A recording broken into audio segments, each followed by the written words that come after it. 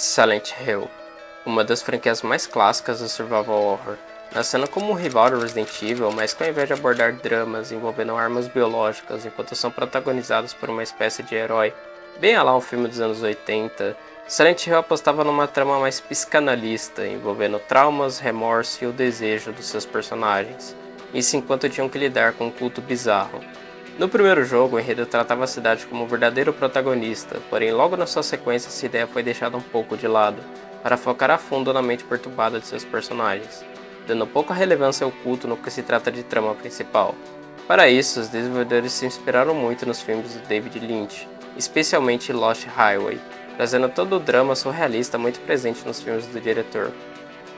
Acontece que Silent Hill 2 se tornou uma espécie de maldição para a franquia. Após a saída da Team Silent Hill se viu nas mãos de diversas empresas que, assim, não conseguiram captar muito bem a identidade que os primeiros jogos tinham, apostando muito no seguro e trazendo tramas que tentavam sempre se assemelhar ao segundo jogo. Nessa época fria e sombria, poucos jogos se salvavam, como é o caso do Shattered Memories. E como se não bastasse tudo isso, a Konami decide jogar a franquia no limbo por muito tempo. A gente ficou sem jogos novos de Silent Hill. Menos esses de Pachinko, mas eu acho que ninguém aqui se importa. Isso perdurou até o lançamento do Short Message, que dividiu um pouco a fanbase, mas para o jogo gratuito não tinha muito do que reclamar. Chega a ser um milagre a Konami não querer passar a mão nos bolsos dos fãs novamente. No entanto, isso foi o suficiente para a galera voltar a ficar de olho nessa franquia clássica, e nessa época o jogo chamou muito a minha atenção.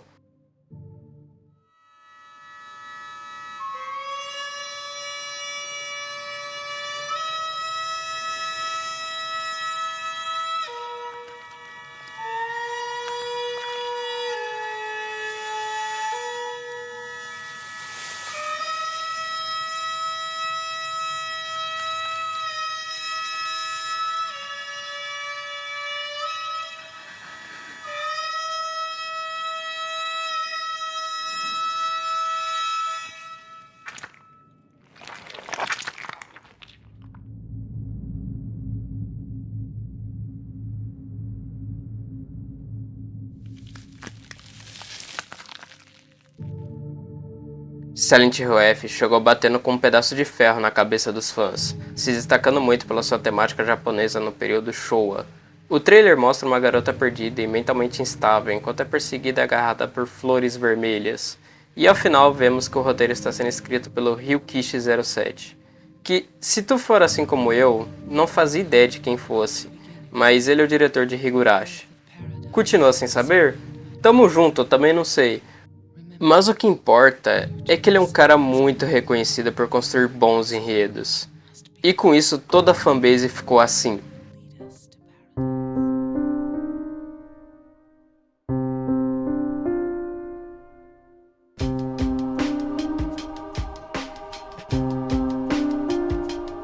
Finalmente um projeto novo, realmente promissor para essa franquia que estava muito estagnada.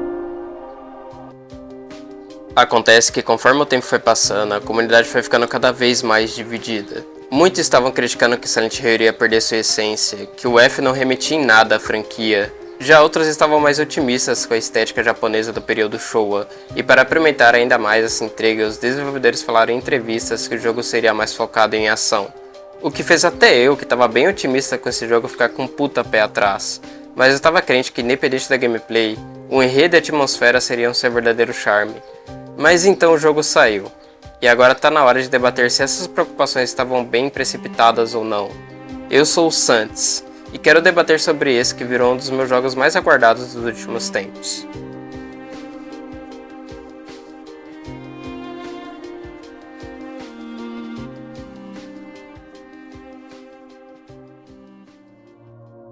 Silent Hill F começa muito bem. Em poucos minutos o jogo já apresenta os seus temas e personagens importantes para a trama. Vemos a Hinako conversando com uma boneca, o que já demonstra que a infância da mesma será explorada ao decorrer do jogo. Logo após vemos a sua irmã, que não apresenta o rosto, algo que remete muito a um dos temas mais importantes mais à frente. Logo após temos essa introdução maravilhosa. Como esperado de uma trilha sonora onde o Akira Yamaoka participa, ela é muito boa.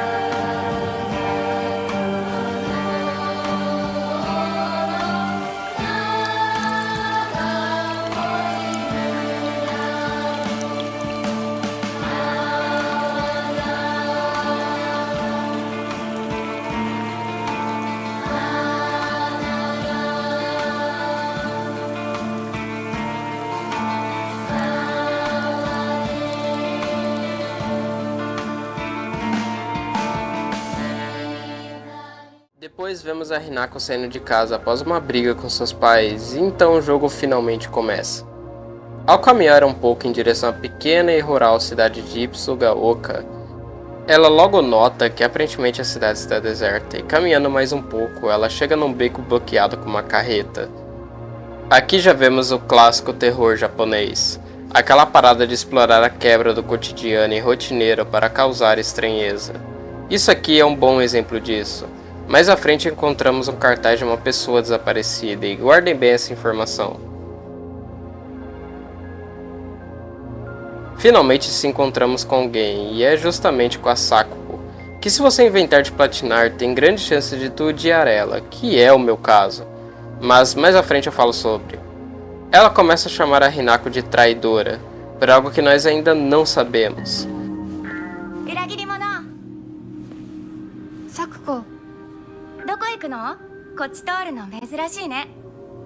Andando mais à frente se encontramos com o Shu, amigo de infância e parceiro da Hinako, não romanticamente, mas sim de uma brincadeira que eles faziam quando crianças.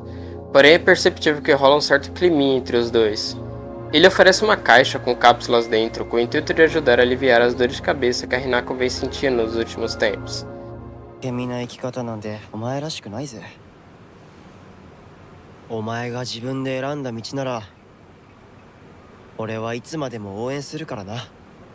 Eles até tentam conversar mais um pouco, mas logo chega a Rinko, outra garota do grupo de amizade deles. E ao que parece, ela não curtiu muito ver os dois juntos não.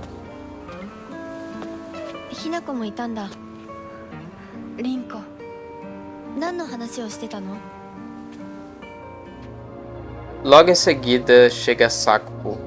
Elas começam a conversar entre si, enquanto a Hinako parece estar em transe, observando o surgimento repentino da névoa. Até que de repente, um monte de flores vermelhas começa a crescer no corpo da Sakuko, causando tripofobia em alguns, mas em mim, seria deveras satisfatório vê-la sofrendo assim. Logo após temos uma sessão Crash Bandicoot, onde devemos fugir da névoa. Depois de escapar, a Hinako se vê cansada e ferida, então o jogo apresenta o tutorial de spray, onde usamos as pílulas do Shu para recuperar HP e sanidade. Após essa longa introdução, o jogo finalmente começa. De verdade dessa vez. Logo de cara é perceptível como a direção de arte e a atmosfera desse jogo é magnífica, não somente pela arquitetura japonesa do período Showa, mas também pela forma como a cidade vai se corrompendo por essa flor vermelha. No início, a neve é muito mais presente que as flores, mas com o passar do tempo, vemos como o ambiente vai se tornando cada vez mais consumido por elas, chegando no ponto onde até mesmo vísceras e carne começam a surgir, tornando a cidade mais viva, porém de um jeito vil, profano, errado, grotesco. Mas ao mesmo tempo, isso cria paisagens belas e imersivas. Assim como o próprio jogo sugere, devemos encontrar a beleza no horror. Algo notável é perceber como, apesar de ser uma cidade pequena, seus cenários são bem diversos. Temos ruas largas, becos estreitos, interior de casas, templos, florestas, campos de plantação e até mesmo a escola, que, diga-se de passagem, é minha parte favorita do jogo. O que fizeram aqui é sensacional, desde os puzzles, mas principalmente pela atmosfera construída aqui, me remetendo muito a Silent Hill 1. Descobrir o código secreto das crianças e desvendar cada senha dos armários foi muito satisfatório, e já que estamos falando de puzzles, os desse jogo são fenomenais, e algo que eu tiro o chapéu é em como os desenvolvedores deixaram o jogador pensar por conta própria na hora de resolver os seus enigmas. Claro que em dificuldades mais baixas os puzzles viram uma piada, mas do normal pra frente, eles se tornam cada vez mais criativos e exigem bastante interpretação de texto, sendo algumas das minhas partes favoritas do F. Isto misturado com a forma que o jogo gosta de brincar com a sua percepção, por exemplo, os sons de passos que surgem do nada, objetos que quando você mexe a câmera eles somem, vozes e sussurros que aparentam vir de lugar nenhum, inimigos que desaparecem ou surgem repetidamente, é incrível e torna a experiência muito mais imersiva e digna dos Silent Hills clássicos. Um bom exemplo dos dois funcionando juntos é a parte dos espantalhos. Um sempre vai ficar te perseguindo ao você dar as costas a ele, enquanto há um puzzle que depende puramente de interpretação de texto, sendo uma das minhas partes favoritas do jogo também.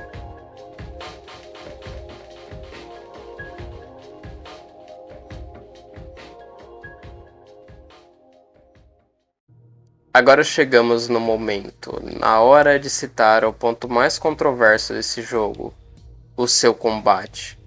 Para muitos, a gameplay do F não remete a Silent Hill, parecendo mais um Souls-like, onde há um combate focado no corpo a corpo, sistema de stamina e até uma forma de parry. Já outros, assim como eu, fomos mais mente aberta para o seu combate, e assim, eu adorei a gameplay desse jogo. Embora assim ela tenha semelhanças com Souls, ainda assim é mais focada no horror. A velocidade na qual a barra de stamina se regenera é super lenta, o que é ótimo, pois pune o jogador fominha que vai spamar ataque ou esquiva errada, e também incentiva a sempre buscar separar os inimigos, já que enfrentar múltiplos inimigos simultaneamente nesse jogo é pior do que assistir 10 segundos da gameplay de Claire Mid Expedition GPT. A barra de durabilidade é interessante para sempre trazer aquela dúvida no player, se ele gasta recursos para manter uma arma que ele gosta ou se a deixa trocar. Infelizmente o jogo poderia ir além com isso, em momento nenhum me vi com todas as armas quebradas, nem mesmo contra os chefes nas dificuldades mais elevadas, que daqui a pouco eu comento mais sobre eles. Meu real problema com o combate do F é justamente a repetição. Há inimigos marcantes e simbolicamente interessantes nesse jogo. O ruim é que eles não são muito diversos, e mais pra reta final, esse jogo vira praticamente um hack and slash. Os desenvolvedores ficam criando barreiras e colocando tanto inimigo, em especial essa desgraça de grávida, que torna a reta final muito cansativa, e sinceramente esse é o meu maior problema com Silent Hill F. A primeira metade desse jogo é maravilhosa, cara. Os puzzles são engajantes e divertidos de se solucionar, não tem tantos inimigos flodando na sua tela e te enchendo o saco, a história progride mais, tu vai pra várias áreas sem sentir que o jogo só tá te enrolando, porém após a parte da escola, o jogo fica cada vez mais cansativo e arrastado pra mim. Mas daí eu chego na reta final do jogo e é a única coisa que eu sinto vontade de jogar a mesa pra cima e sair rushando tudo. E falando como esse jogo se parece com Hack and Slash, caso você não queira tomar um spoiler, pula por um tempo aí na tela. Mas em uma certa parte do jogo, a Hinako ela ganha um fucking braço de raposa. Mas o que é isso? Virou Sonic Unleashed agora?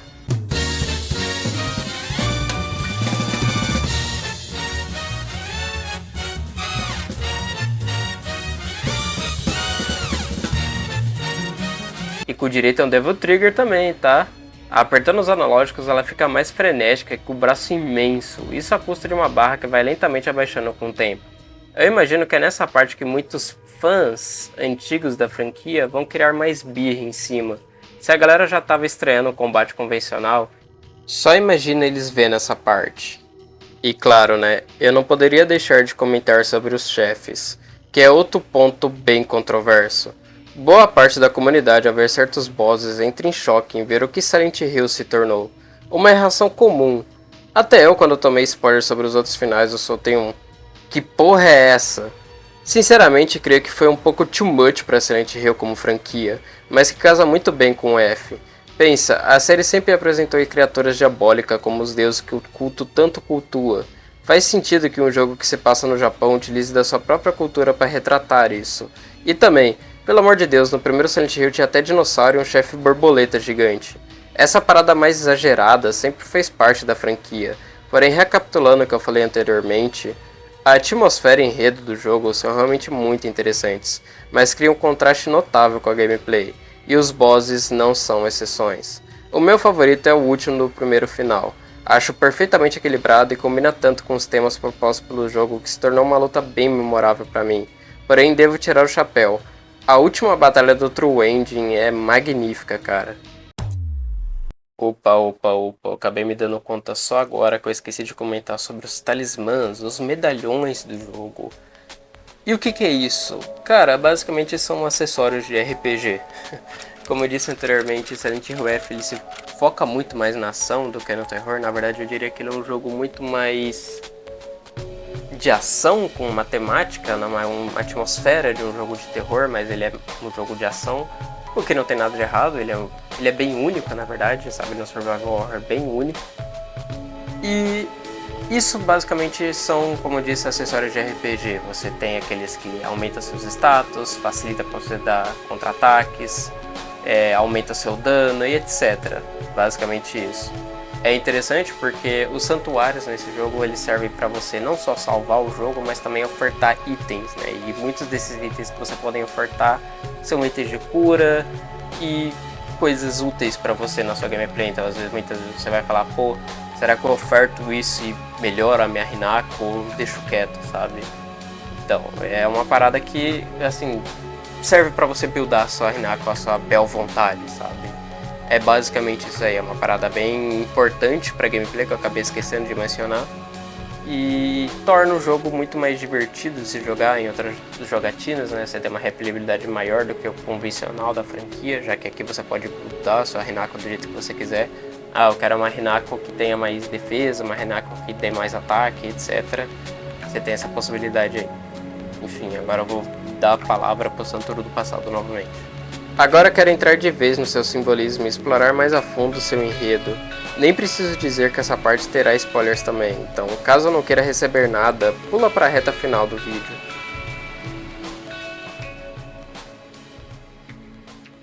Silent Hill F é bem escancarado sobre seus temas.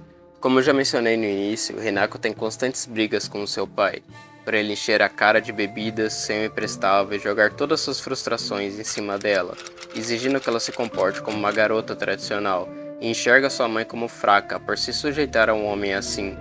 Os temas aqui são claros. Como era viver sendo uma mulher no período Showa?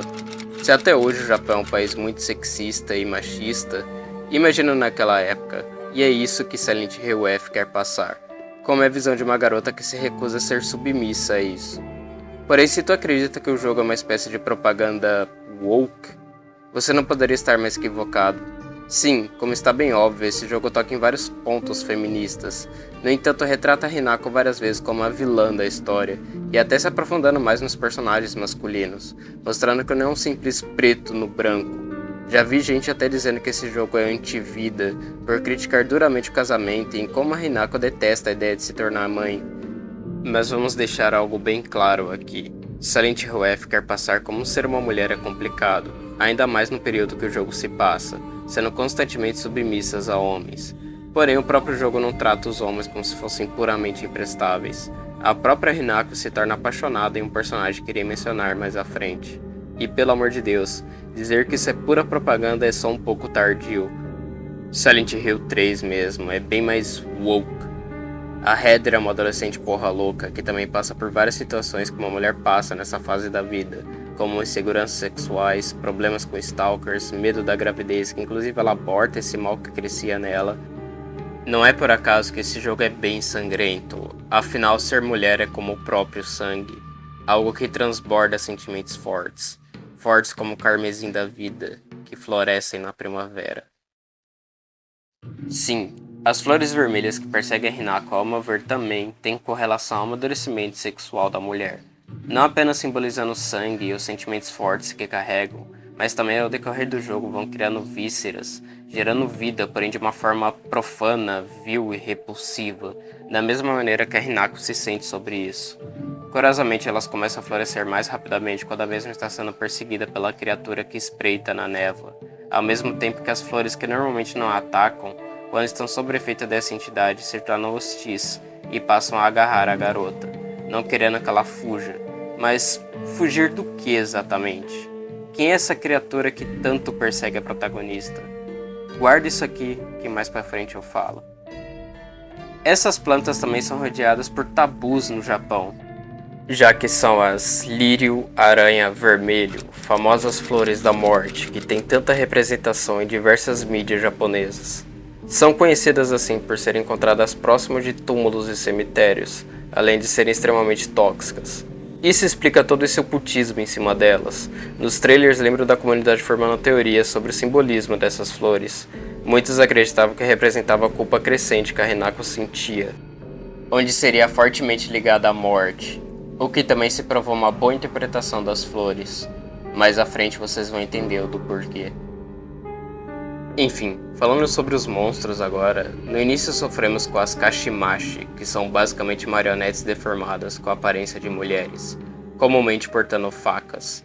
Aqui é bem clara, é a manifestação de como a Hinako sentia que a vida das mulheres era controlada por homens como se fossem marionetes, onde elas sempre estavam nuas, os olhos costurados e portando uma faca de cozinha. Aqui é bem óbvio também a manifestação das crenças da Hinako sobre a forma como as mulheres são tratadas pelos homens, apenas marionete com o corpo à mostra, onde não podem se impor, já que possuem os olhos e a boca obstruídos. A faca é mais simples, é basicamente a única arma real que uma dona de casa possui. Após uma longa caminhada, chegamos no corpo da Sakuko. E eu não sei vocês, mas nas jogadas seguintes essa virou uma das minhas cenas favoritas. Nisso temos uma cena emocionante de despedida da jovem, para logo após a Hinako desmaiar e ir parar no outro mundo, onde consiste em um templo enorme cheio de estátuas de Inari espalhadas. Ela se vê desorientada e sem rumo, mas é salva e acolhida por um homem usando um kimono branco e uma máscara de raposa, cujo eu carinhosamente apelidei ele de Senhor Raposo. Sendo bem sincero, essas partes do outro mundo achei as mais sem graça e torcia muito para acabarem logo e eu voltar para a cidade. Enfim, aqui devemos solucionar um puzzle enquanto o inimigo sem rosto nos persegue. Esse monstro, ao meu ver, representa o preconceito que a Hinako sente em relação aos homens. Seres brutos que resolvem essas intrigas na base da cega violência. O que mais casa com essa minha interpretação é que mais à frente aparece um design diferente do mesmo monstro. E ele tem um ataque especial que consiste em agarrar e lamber a Hinako, o que mostra a repulsa que ela sente pelos homens. Mais à frente, a Hinako acaba desmaiando e novamente voltamos à cidade, ficando claro que vamos ficar intercalando entre os mundos conforme vamos progredindo na jogatina. Novamente na cidade, vemos que a Hinako estava sendo protegida pelo Shu. Ambos decidem ir até a residência da Rinko, porém o garoto logo desaparece na névoa. Novamente sozinhos, podemos perceber conforme prosseguimos que as flores vão crescendo mais e mais, se alastrando em grande velocidade por Ibisugaoka, quase como se estivessem querendo dizer algo a Hinako. Para chegar até a casa da Rinko, antes devemos passar por um campo de plantação. Então a Hinako e o Shu se reencontram e eles começam a papear, principalmente sobre as brincadeiras de infância que eles tinham. Porém, como o caminho está obstruído, ela agora deve passar por um armazém, onde lá encontraremos o Araabari, o inimigo com o design mais interessante desse jogo todo, onde ele representa a manifestação dos traumas da Hinako gerados pelo seu pai, assumindo a forma de um glutão asqueroso em posse de uma faca enorme, com uma boca imensa para engolir tudo e proferir insultos, e ainda controla os inimigos femininos do jogo. Logo após conseguir escapar dessa criatura, Hinako é puxada para uma espécie de campo de plantação vazio e sem cuidados, onde as únicas coisas que te fazem companhia são os espantalhos, criaturas que além de se parecerem com bonecas, eles estão fingindo estarem atuando, enquanto um sempre vai te perseguir ou você dar as costas, simbolizando a falta de confiança que a Hinako sente com as outras pessoas. Não bastando isso, devemos solucionar enigmas que envolvem interpretação de texto, e caso tentamos sair, vamos acabar voltando sempre para o mesmo lugar. É particularmente uma das minhas partes favoritas do F. Antes de sairmos dessa prisão que é o campo de plantação, temos um vislumbre de algo que a Hinako ainda não entendeu, mas no futuro fará sentido.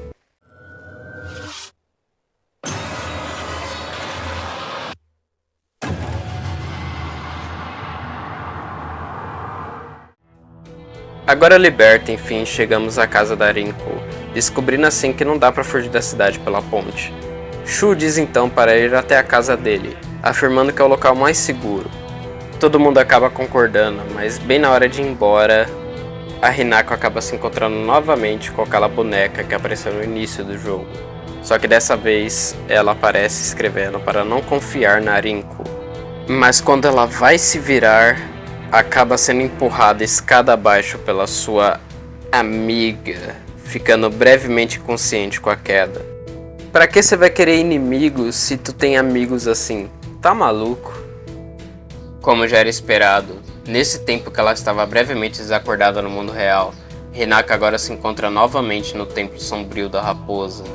Agora ela está seguindo a voz de Sakuko, que exclama suas frustrações e sua visão sobre a Hinako, onde a mesma sempre se nega. Algo muito interessante nessa parte é notar como a boneca tenta alertar a garota sobre como o raposo é perigoso e que ela não deve confiar nele. E também a arma que nós pegamos nessa parte, a Naginata. O que torna a escolha dessa lâmina interessante é o fato de historicamente ela ser um símbolo feminino de resistência, pois enquanto os homens iam a combates, as mulheres ficavam cuidando das crianças e da casa, ficando muito vulneráveis a ataques inimigos, principalmente de outros homens. No entanto, as esposas de samurais tinham em posse a naginata em casa. O tamanho dessa arma dava uma vantagem enorme, além de serem leves e bem versáteis, diminuindo significativamente a diferença de força entre um homem e uma mulher. Mesmo as naginatas também sendo usadas por homens, a associação da arma com as mulheres consolidou muito mais. Até por isso é comum ver personagens femininas que usam uma naginata. Mais à frente encontramos um inimigo peculiar. É como se fosse um monte de bonecas que vem na sua direção jogando amarelinha. E quando você a ataca, começa a chorar, te deixando com insanidade alta. É o provável monstro mais chato do jogo. Seu simbolismo vem obviamente remetendo à infância tribulada e dolorosa que a Hinako teve, onde ela quer se esquecer, ou até mesmo a inocência corrompida que ela teve na sua vida.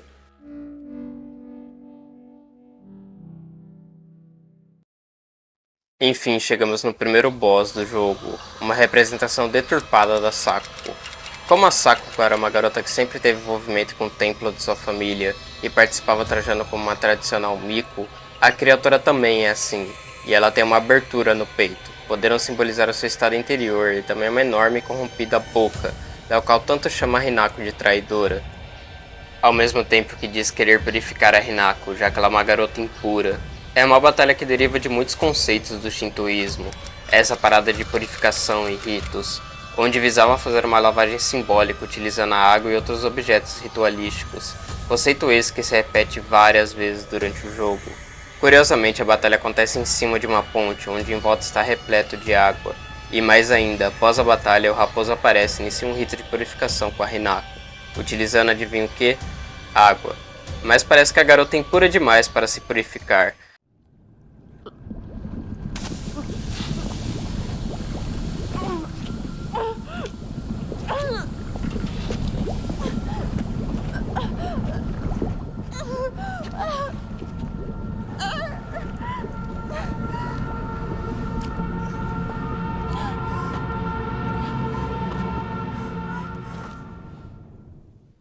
Mas por que será que a Sakuko tem tanto rancor assim da Hinako? Isso é explicado nos documentos que vamos pegando com o decorrer do jogo.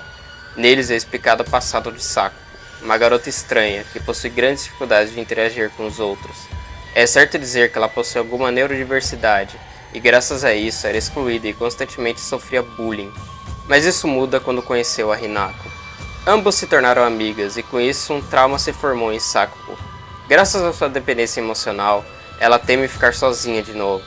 Para ela é o pior destino possível e é por isso que ela odeia a Hinako, pois ela fez a promessa de nunca se separarem, mas acontece que ela quebrou essa promessa.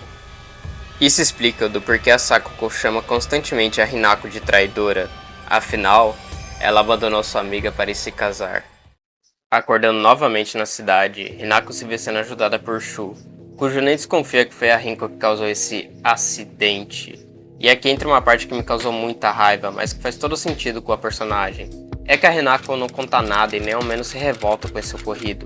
O jogo inteiro ela é muito passiva, especialmente nessa parte do jogo. Isso me incomodou de primeiro momento, pois fazia parecer que a Hinako era uma personagem vazia, que só seguiu o que os outros personagens fizessem, pois seria mais conveniente para a trama de um jogo funcionar. Mas ao dar uma segunda olhada, é perceptível como a Hinako é uma garota retraída e introvertida, que guarda suas mágoas por medo de confrontar seus amigos. Pessoas assim são como bombas, uma hora vai explodir, e é justamente isso que acontece mais para o final do jogo. De interessante nessa parte é essa cena. Rinko diz para o Shu esquecer a Hinako, afinal, ela já estava morta. E é justamente nessa hora que a protagonista chega e escuta a conversa. E como disse anteriormente, ela só aceita e abaixa a cabeça, mas essa informação fica na nossa cabeça. Afinal, estaria a Hinako morta e tudo isso seria a cidade de alguma forma atormentando ou forçando ela a aceitar sua morte? Seria muito previsível caso fosse assim, porém infelizmente o jogo segue para outro rumo. Chegando na escola, a Rinko inventa de ficar numa sala de aula sozinha com o Shu, dizendo que a Hinako nem lutou direito e ela pode ir atrás de pegar a chave para abrir o portão da escola. E a trouxa vai e aceita isso. Mas sobre a escola eu não tenho muito do que comentar além de todos os elogios que já fiz. Só que é a melhor área do jogo inteiro. De mais relevante temos a cena da irmã da Hinako conversando com ela atrás das paredes de uma sala de aula. E quando a garota vai atrás, todo o visual da escola foi gravemente transformado e tomado pelas flores. Enfim, Após resolver todo o puzzle, a Hinako volta para a sala, onde finalmente poderá descansar um pouco. Eu não sei como ela ainda confia nesses dois para ficar protegendo ela, mas tudo bem. Acordamos novamente no Templo Sombrio e dessa vez temos o lindo objetivo de se livrar de todos os nossos amigos. Simples e moral, não é mesmo? Essa é a parte que me fez odiar a Sakuko, e toda vez que eu a concluo, abro um sorriso colgate de orelha a orelha. Resumidamente, temos que solucionar puzzles enquanto vão tendo monstros e mais monstros atrás de nós. É interessante reparar como cada seção dessa parte remete a um dos amigos da Hinako. Começamos pela Sakuko, e ela está presa dentro de uma jaula, como se fosse um bichinho. Lembra que eu mencionei como ela desenvolveu um trauma de ficar sozinha? Então, a Hinako decide abandonar a mesma sozinha no escuro, que a Sakuko também começou a ter medo. Nessa parte é curioso como o jogo usa da imagem do coelho para representar o isolamento e fragilidade que a garota sentia devido à sua neurodivergência, levando ela a ter fobia social extrema por não conseguir atender às expectativas sociais que o sistema japonês colocava pressão sobre. E é muito humano como o jogo não trata ela como coitadinha. A Sakuko sente sim raiva e até inveja da Hinako, mesmo sendo uma das poucas que de fato tentou se aproximar dela. Porém, diferente da Rinko, aqui vejo algo mais até espiritual. Sakuko é uma garota que cresceu em uma família bem tradicionalista e mesmo não conseguindo se adequar aos seus padrões, ela tinha uma grande fé. Até mesmo sua manifestação bizarra no Templo Sombrio tenta salvar a Hinako através de seus ritos. É algo bem mais religiosamente triste e reflete muito seu estado psicológico e pavor do abandono. Mas carregar um fardo de uma amizade assim é pesado demais, e a Hinako faz a sua escolha.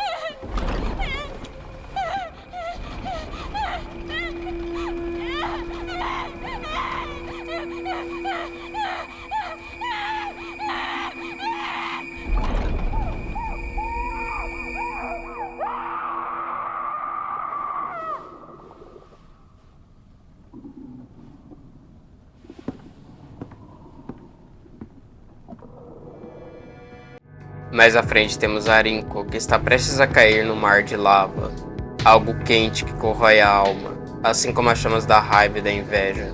Porém, como disse antes, ela se diferencia da Sakuko. Ela é bem mais rancorosa e ativamente se põe contra a Hinako, isso tudo sendo uma clara manifestação de sua insegurança sobre si mesma em respeito ao Shu não corresponder aos seus sentimentos. Como ele pode gostar tanto dela? Ele trata ela apenas como um garoto, será que realmente tem algo entre eles? Questionamentos assim frequentemente pairam sobre a sua cabeça, e nesses surtos de não conseguir se segurar, ela acaba machucando até mesmo aquele que ela mais jura amar. É interessante reparar a figura da boneca, que também representa muito a Hinako, porém as da Rinko são todas deformadas, trazendo essa dualidade das personagens. Ao mesmo tempo que são muito parecidas, uma se deixou corromper pela sua obsessão de amor por um garoto, cujo não a corresponde. Inclusive ela tem muitos desenhos do Shu. Essa garota é bem doente mesmo. Ah, mas o que a boneca representa? Calma, jovem. Já chegaremos lá. Porém, suportar uma pessoa tão autodestrutiva assim é doloroso. Então a Hinako a deixa se queimar na sua própria raiva e insegurança.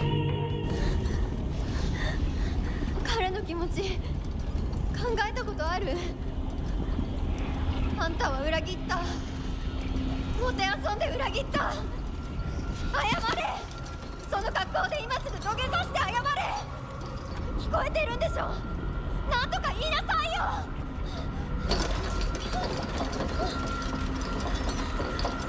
ひなこ。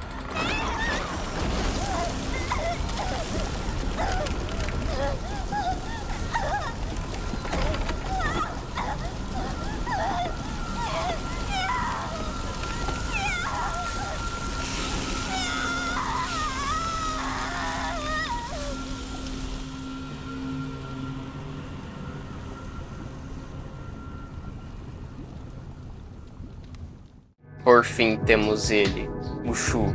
Esse que seria o mais difícil para Hinako, afinal eles eram parceiros desde a infância.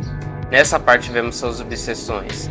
De realmente interessante aqui tem um quadro da Hinako jovem que o próprio garoto desenhou.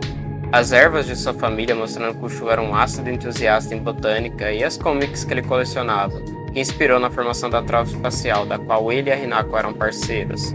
Além do mais, o pior inimigo do jogo também é apresentado nessa parte, e creio que não é por acaso.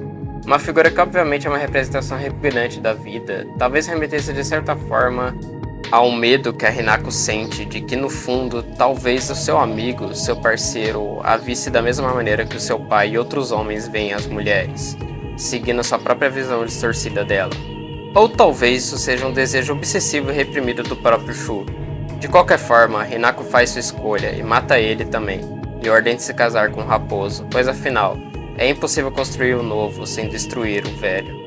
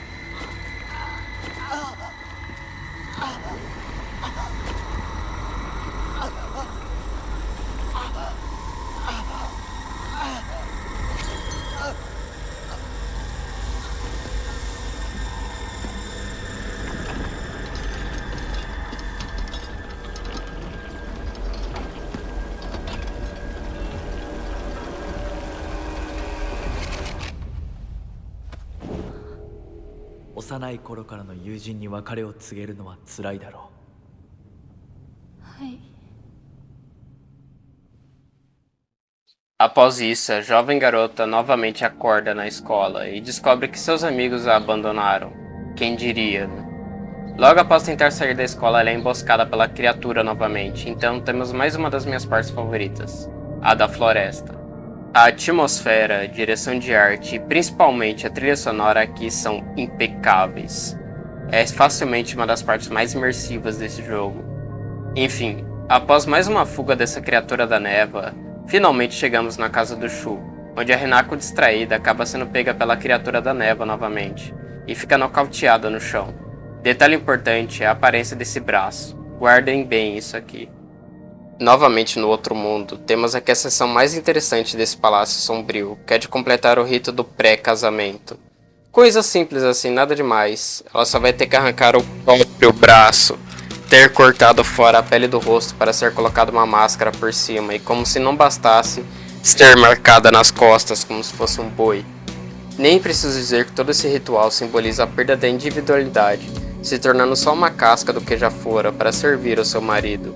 O braço vem primeiro. A Hinako perde a capacidade de usar suas próprias armas, inclusive a Naginata, que era um símbolo de resistência feminina, para agora usar um braço de raposa. Ela se tornou o braço direito do homem mascarado.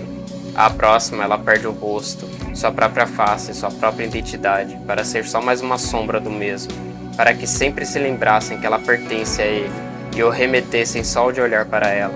Detalhe que eu pesquei é que naquela cena anteriormente é possível ver de leve o rosto do raposo, mesmo que de relance. Dá para notar que ele não rasgou o próprio rosto para isso, mostrando que para ele, se adequar ao sistema é um processo indolor, enquanto que para Hinako exige todo esse sacrifício. E por fim, a marca dele às suas costas, definindo ela como sua propriedade. Vale ressaltar que a Hinako está numa espécie de transe, inclusive negligenciando os conselhos da boneca. Aqui, se não ficou óbvio o suficiente, a boneca simboliza a força da juventude rebelde da Hinako e não querer se conformar com os padrões que a vida adulta impõe sobre ela, assumindo a forma de uma boneca que ela brincava na infância e servindo de guia para toda a sua vida. No entanto, a jovem garota se apaixonou por um rapaz misterioso e charmoso, da qual fez ela negligenciar seus próprios sentimentos, a fim de seguir com o que ele quer, aceitar o casamento e viver a si mesmo. Ao final do rito, eles seguem juntos a um altar para receber sua espécie de bênção, mas por um breve resquício de consciência, Hinako desvia de um ataque e a queima-roupa da Arin. Entendeu? Queima-roupa, fogo, lava... É melhor só seguir com o enredo mesmo.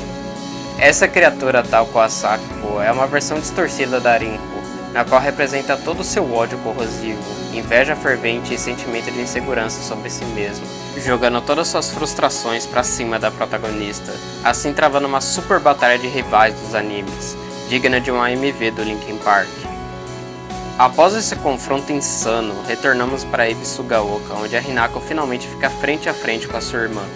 Algo curioso sobre seu visual é obviamente a máscara de coruja, e levando em conta que ela tinha largado sua família para se casar, o simbolismo se torna bem mais óbvio. Ela perdeu sua identidade, sua individualidade, sua própria face, para se tornar uma sombra do seu marido. Ela diz que o templo da Hinako está acabando, que está na hora dela fazer sua escolha, mas... que escolhas são essas? Nessa parte, devemos retornar todo o mapa do jogo e voltar para o seu início, a casa da família Shimizu. Detalhe que agora está à noite e as flores já cobriram praticamente a cidade inteira, crescendo várias vísceras, mesclando primorosamente com a névoa, trazendo à tona o tema do jogo. Encontre a beleza no horror. Enquanto vamos cruzando a cidade inteira novamente, nos deparamos com esse parque infantil. E curiosamente é o único lugar na cidade inteira cujas vísceras e flores não tomaram conta. É quase como se fosse um lugar sagrado, distante e intocável de todo esse mal que está espreitando essa cidade. E nele temos a visão da Hinako criança salvando um garoto chamado Kotoyuki de um ataque de raposa. E se você souber somar 1 mais 1, você descobre quem é esse moleque. Mas enfim.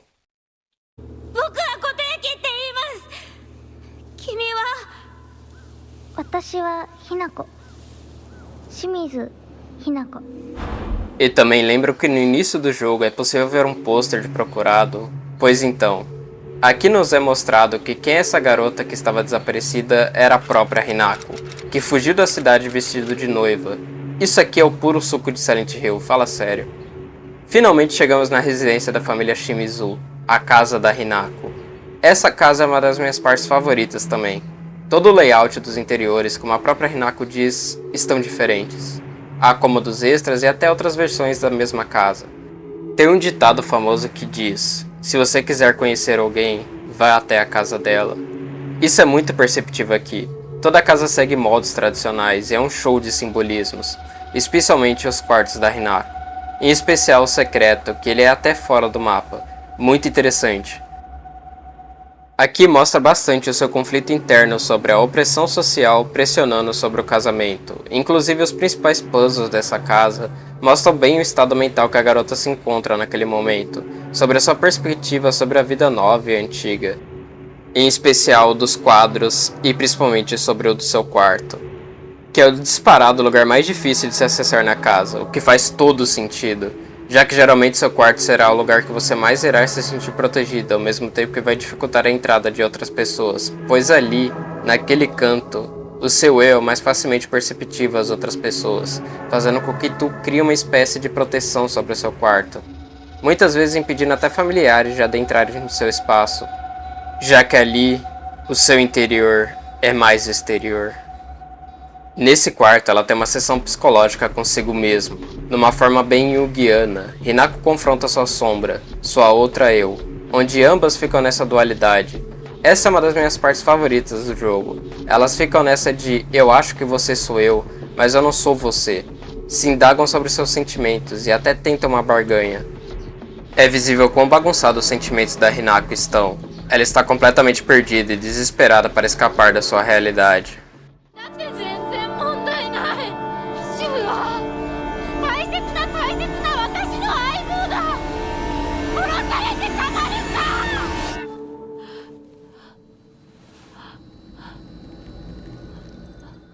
Após isso, temos um confronto com uma forma distorcida e macabra dos pais da Hinako.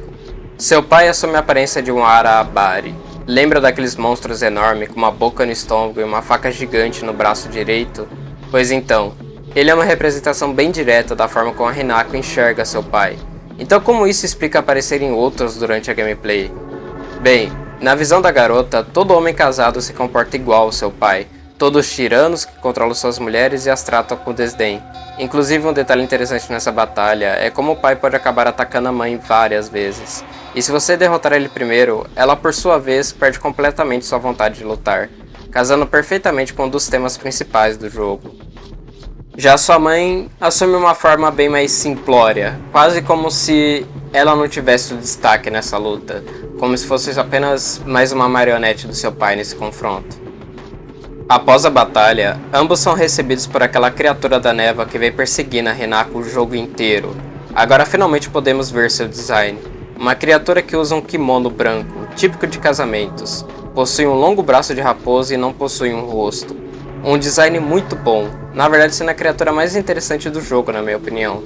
É meio óbvio o que ela representa, porém mais futuramente eu comento sobre, porque teremos mais o que comentar.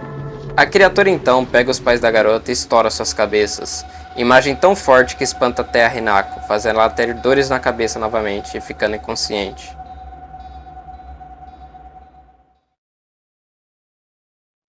Logo após temos mais uma sessão no outro mundo, dessa vez para prepararmos mais rituais. Aqui a Hinako com seu braço e máscara de raposa e o símbolo cravado nas costas, recebe do homem mascarado um pouco de água, a fim de purificar os seus machucados. Novamente o shintoísmo muito presente aqui. E ela ainda recebe um broche do raposo que permite acessar novos lugares dentro do templo sombrio. De interessante nessa parte é novamente o encontro com Junko, sua irmã, que faz uma pergunta estranha. Você matou? Aquilo se foi? Hinako responde que sim, ela então volta a dizer respondendo que como sua irmã, ela mataria se necessário. Mas... matar o quê? Então o ritual volta a ser seguido, ambos agora compartilhando o anel da raposa, formando de vez um pacto. O rito está quase concluído.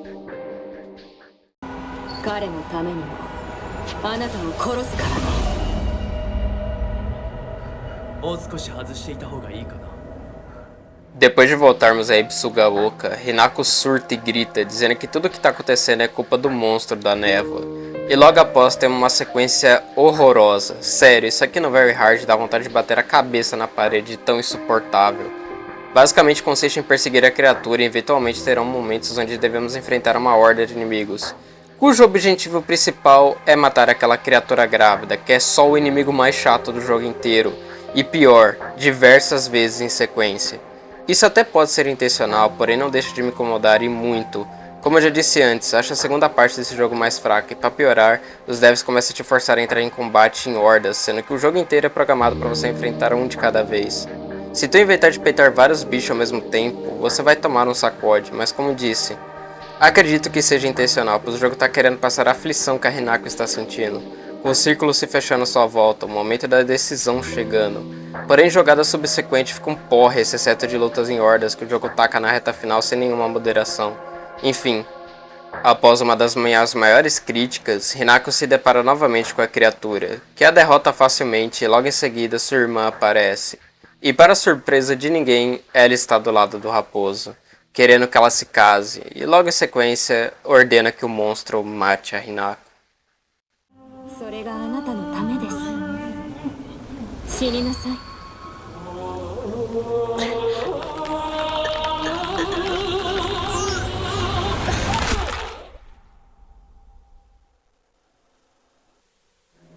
Após isso, voltamos para a pele da Hinako mascarada, onde dessa vez o ritual está ao seu final. E curiosamente voltamos à cidade, dessa vez mais calma, porém completamente tomada pelas flores. Um cenário trágico e belo ao mesmo tempo. Curiosamente, a única coisa que impede o progresso é a boneca, que aparentemente tenta a todo custo impedir esse casamento. Inclusive mostra que é uma entidade que possui um poder de influência sobre o sobrenatural maior do que o imaginado, criando barreiras e convocando monstros.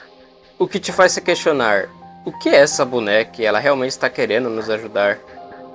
Ao final dessa sessão, voltamos àquela cena onde a criatura da névoa vai e esmaga a cabeça dos pais da Hinako, porém agora temos o contexto de que essa criatura foi lá para se despedir deles para partir em um casamento. Tá extremamente óbvio quem é esse monstro aí agora, né? Mas ainda assim eu vou deixar pra comentar depois.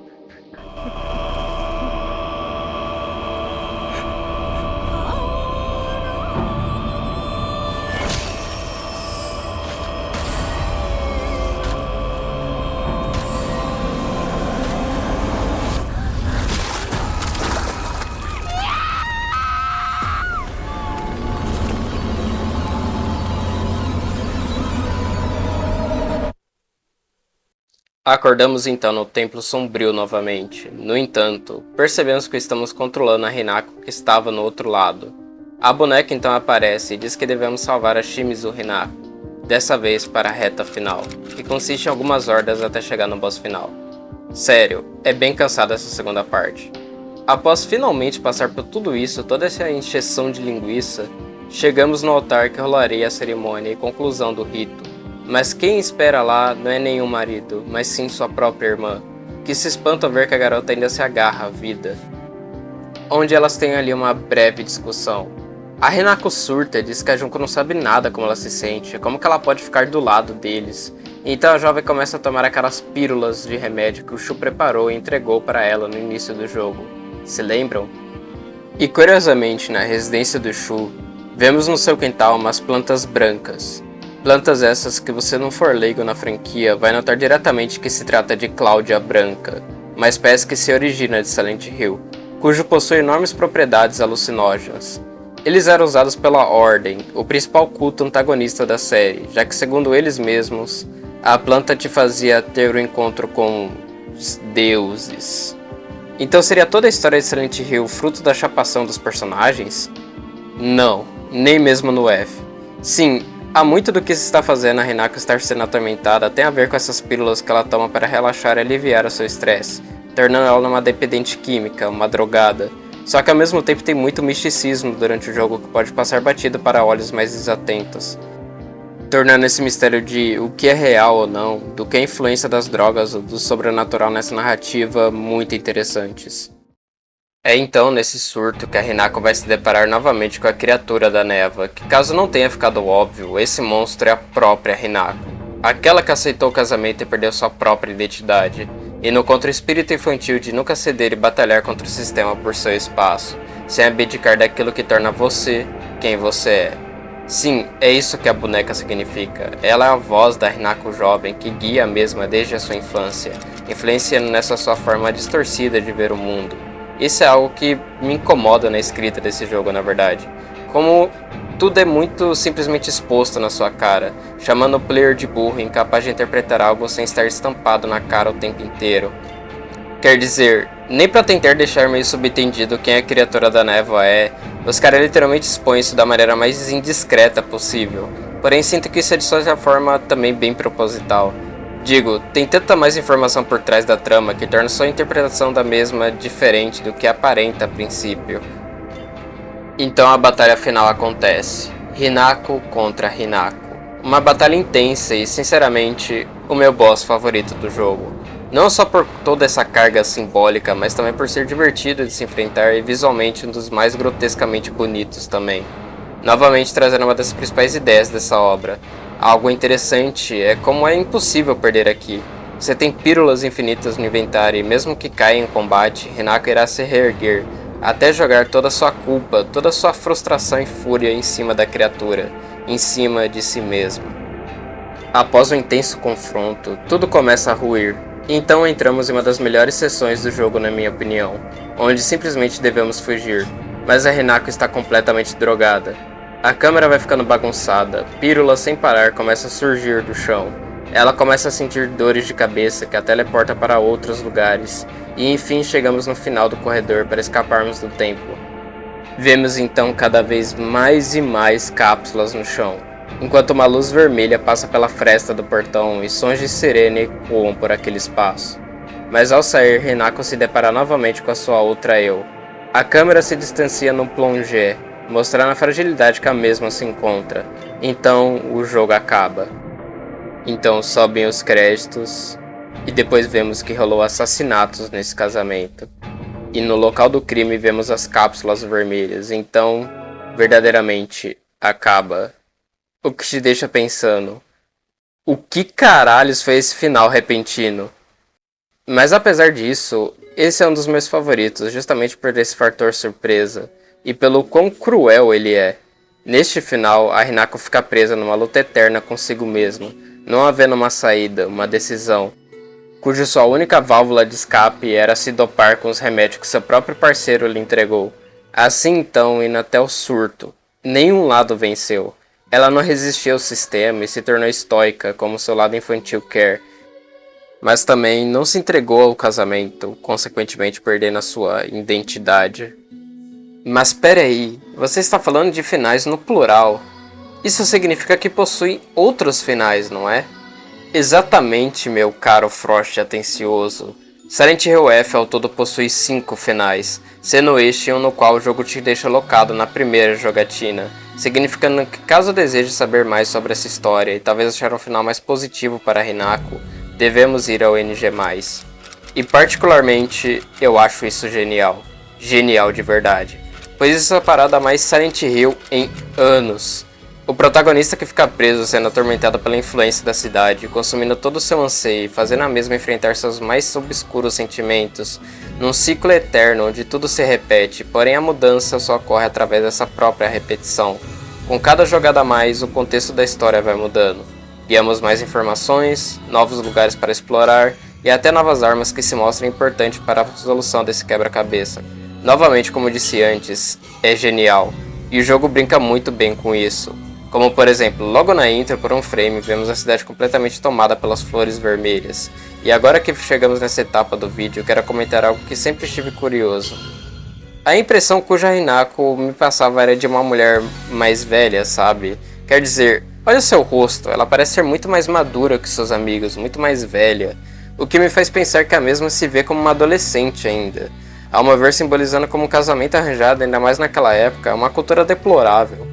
Agora tá mal se vê como mulher e já deve se casar, gerando uma espécie de bloqueio emocional, onde ela agora acaba se recusando a aceitar o tempo que passou, de que agora ela amadureceu, e com o amadurecimento, a cobrança para se adequar aos padrões impostos pela sociedade se tornam cada vez maiores.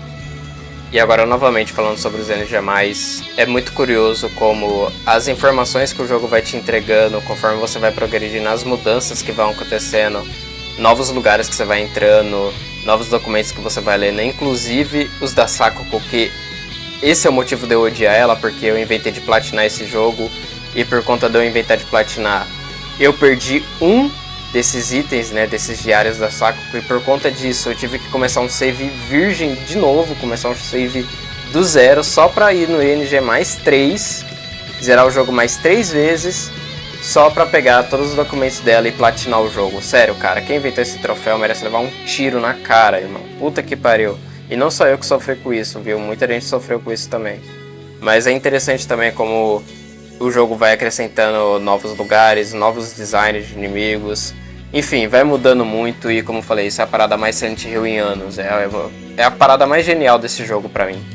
Aproveitando que também estamos falando sobre o NG+, eu gostaria de comentar também sobre a escola, que novamente é a melhor parte do jogo, mas eles acrescentaram muita coisa que tornou essa experiência muito melhor na escola.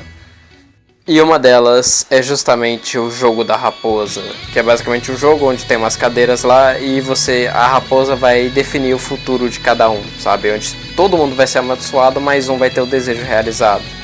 E nessa sala, o que tem o desejo realizado é o Kotoyuki, que, né, já dando spoiler aqui, ele é o raposo. Então, sim, todo mundo ali se lascou, tá lá literalmente mostrando o destino de cada um. E o Kotoyuki foi o que teve o destino realizado, que era se casar com a Hinako. E outra coisa também, a família do Kotoyuki, a família do raposo, ela não é tão boa assim quanto parece. Na verdade, ela é uma família cheia de misticismo, superstição, é basicamente um culto, todo um culto por trás, que não é lá tão explorado no jogo assim, mas sim, ela é explorado na trama, mas não é muito bem aprofundado sobre isso, mas dá pra você criar várias teorias de que deriva do culto da ordem lá de Silent Hill e etc. Até porque você tem vários elementos, né, que remetem ao Silent Hill 1 dentro desse templo, dentro da família do Kotoyuki e tal. Então dá pra você ver que é uma parada assim, que tem todo um ritual por trás, sabe? Não é simplesmente, o cara quer casar e tudo isso é uma mulher querendo recusar, não. Tem toda uma trama assim, mais Silent Hill por trás, todo um rito maior por trás, que pode passar batido pra maioria das pessoas. Agora que já comentei bem por cima sobre a história do jogo, enquanto tentava analisar tudo de mais interessante e pertinente para esta análise, quero comentar sobre o NG+, e outros finais possíveis para essa história. Como já mencionei anteriormente, Silent Hill F possui vários finais, e para atingi-los você deve cumprir certos requisitos na campanha. Um comum deles se dá pela Espada Sagrada, uma arma secreta que só é possível pegar no NG+. Ela tem toda uma simbologia de carregar forças passadas, de uma cultura que foi há muito esquecida, carregando um enorme ódio para com isso. Ela leva ao final onde a Hinako abraça o seu lado infantil, lutando por seu lugar no mundo e não aceitando a perda de sua identidade, recusando e fugindo assim do seu casamento. Tal qual a espada, ela luta pelas suas origens, tendo uma visão mais infantil do mundo. Simplesmente fugir dos seus problemas não significa que eles não existam, ou até que não possam piorar. É ignorância transvestida de final bom.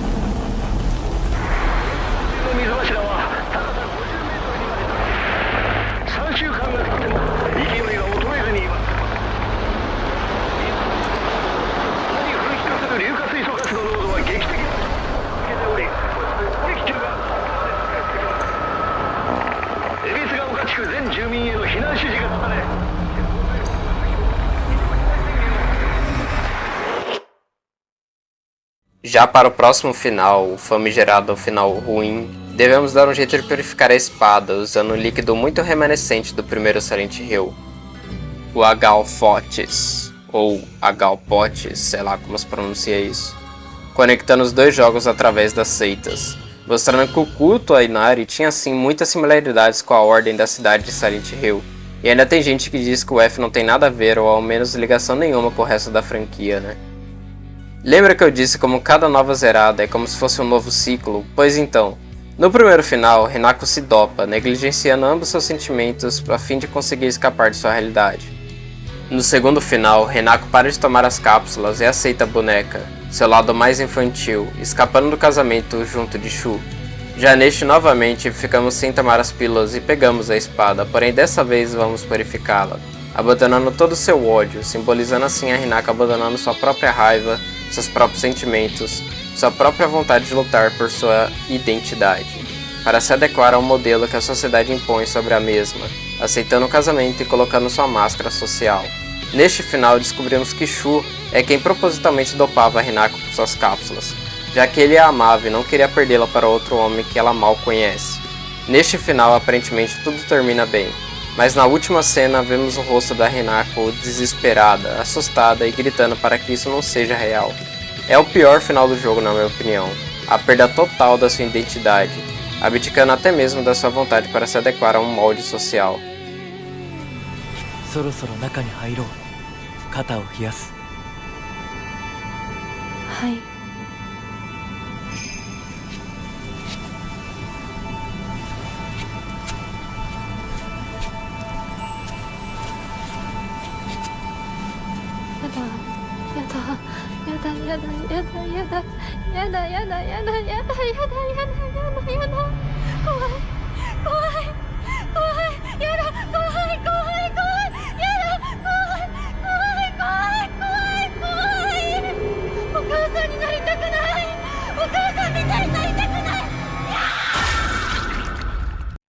Agora, para este que é considerado como o final verdadeiro, novamente temos outra correlação com o primeiro jogo. Como vocês já perceberam, esse jogo trabalha muito com a ideia de dupla personalidade, porém aqui esse tema explora mais a relação de como a sociedade vai criando uma versão de você mesmo na cabeça de cada um. Por exemplo, temos a própria Hinako que está presa em si mesma, não sabendo o que fazer. Essa dúvida de quem de fato é ela, qual delas é a verdadeira Shimizu Hinako, pois neste final, essas personalidades se dissipam, tornando cada uma um indivíduo próprio, trazendo um paralelo direto com o primeiro Silent Hill, onde naquele jogo a Alessa também divide sua alma em duas partes. A original, que é o corpo incinerado, é a Sherry Mason, filha do protagonista Harry Mason, onde no F, após vários e vários ciclos, ela finalmente ganha maturidade e contexto total para se empunhar contra seus maiores opressores. A Hinako, de máscara, aceita o seu casamento, porém rejeita a tradição da família do Kotoyuki. Ela entende todo o esforço que ele fez, e sente que seu amor por ele é verdadeiro, embora suas ações eram muito controladoras, rejeitando assim ele momentaneamente para que ambos ganhem maturidade suficiente para tentar novamente ou seguir adiante. E a Hinako convencional enfrenta sua própria boneca interior, aquela que a guiava por tanto tempo e fazia ela nutrir essa visão distorcida sobre a sociedade e principalmente sobre os homens. No fundo, ela tinha medo de que, não importasse o quão gentil Kotoyuki pudesse ser para ela, no final ele seria igual ao pai dela. Porém, agora mesmo possui uma visão mais ampla. Ela pode entender e até confrontar suas próprias inseguranças, tendo agora uma visão mais madura sobre a sociedade e sobre seus próprios sentimentos. Agora é ela que deve tomar suas próprias decisões, e não mais a boneca. Ao final, vemos as duas Hinako, livres desse horror. Curioso como ambas estão sem máscara, mostrando que estão finalmente livres e tomando seus próprios rumos. Claro que essa dualidade da Hinako pode ser interpretada apenas como um único ser, e essa representação artística serviria para mostrar os lados da personagem, porém creio que seja sim uma ligação direta com Silent Hill 1, onde uma carregará para sempre a cicatriz das suas escolhas na pele, e no braço também nesse caso.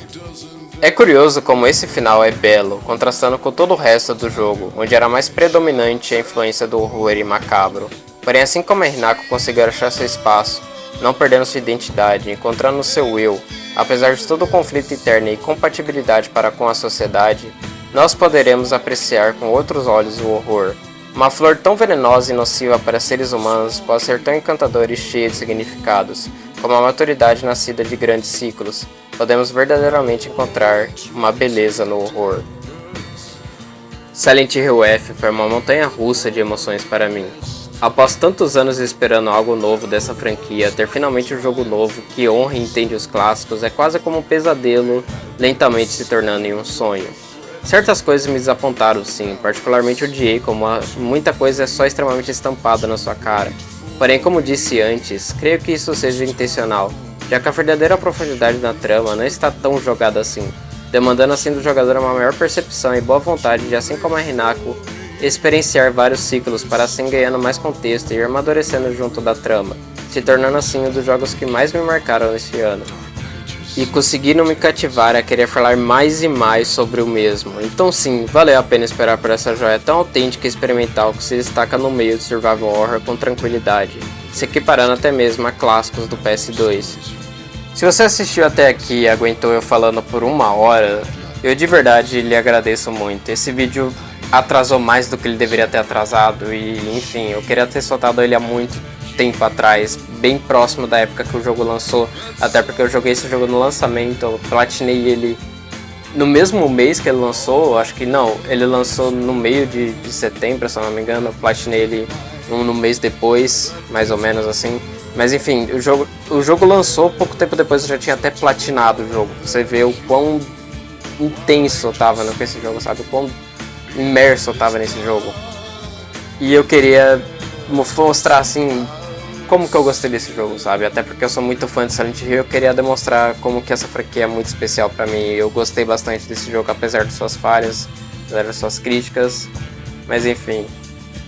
Agradeço por ter me aguentado até aqui, por ter me assistido, muito obrigado de verdade, e enfim, vou deixando vocês por aqui, até a próxima, boas festas de final de ano, e é isso.